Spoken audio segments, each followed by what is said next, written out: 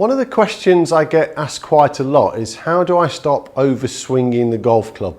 For those of you who don't know what an overswing is, it's really when your golf club gets past parallel at the top of your golf swing.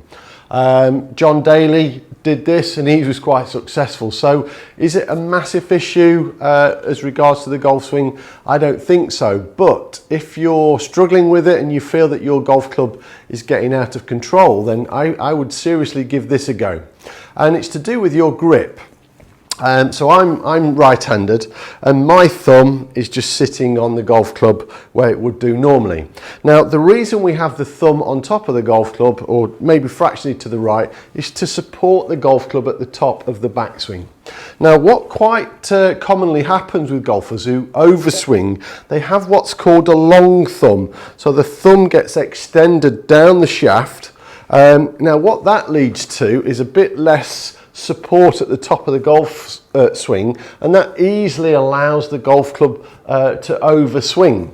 Now what I'm going to do now is pull my thumb in, and they call this a short thumb position, but I'm just pulling my thumb upwards now so it's almost level with the knuckle on my left index finger rather than extended right down the shaft. So I'm going to pull that back up, and now what happens, because it's closer in, it actually gives a little bit more support, and it's much harder now to let the club go further back than this. But if I extend the thumb, now I've easily got this leverage. So as I bring the thumb back in, that's actually shortening the distance that the shaft is going over the shoulder. So it actually slightly restricts the amount of wrist cock that you can have, but it will give you more support at the top of your golf swing.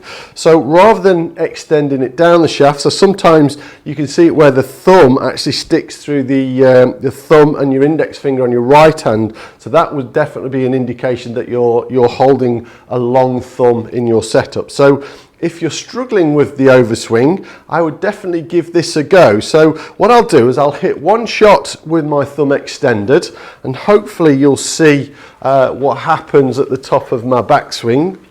So I'm still trying to do all these things normal, but let's just see what happens to the length of my backswing. So because that's not normal for me, that really started to feel an overswing. It actually felt a little bit more out of control than what I'm used to. So what I'll do now is I'm just going to go back to my short thumb position, which is more natural for me, and let's just see if that makes any difference in terms of the length of the golf swing. For me, felt a lot more in control at the top of my backswing. I really didn't feel like I lost control of the golf club, or should we say the club was controlling me. I was controlling it. So I'm still holding the golf club lightly. Remember, we don't want to be gripping it tight, but have a look at your left hand, have a look at your left thumb if you're right-handed, or vice versa if you're a left-handed golfer, and just see if that's what's happening, because it could easily be the most simple fix that you've ever done. Now that's just a quick tip that I've offered you that will definitely help you stop overswinging the golf club. But if you want to take your golf game to another level, you really need to sign up to propergolfing.com. On there you'll have access to hundreds of videos that will take your game to a level that you never thought existed. Now again, if you like this video and you're finding it very helpful, please subscribe to my channel and give it a thumbs up if it's helping you, and please share this with your friends if you know that it's going to help their golf too. Hope this has helped, and thanks for watching guys. Bye.